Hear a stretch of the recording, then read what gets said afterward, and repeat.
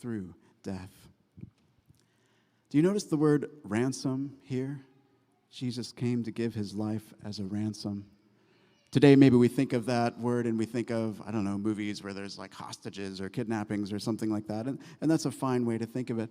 The Greek word that's translated as ransom here generally has to do with payments that are made to buy freedom for slaves or payments made to release prisoners. It's also the word that's used in Scripture to describe God's deliverance of Israel from their slavery in Egypt. And so some translations put this differently. They say the Son of Man gave his life in order to rescue many. Whether you use the word rescue or ransom, you need to know that this has to do with Jesus bringing freedom for people who do not have freedom. This is a pretty big deal when you start to ask, who are the many that he's talking about here? Who are the many who are enslaved, who need to be ransomed or rescued, who need to have freedom bought for them at such a price?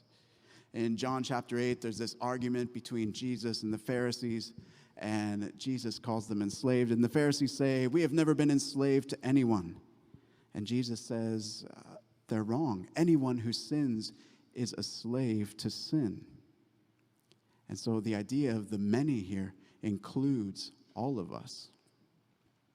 All of us need to be ransomed, rescued, bought out of our slavery to sin. And the whole narrative of Mark really hinges on this verse.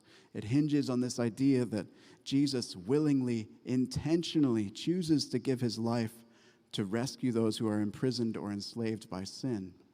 If what Jesus is saying here is true, if this is really how Jesus understood himself, then the story of Mark is a beautiful story of hope and good news for all of us.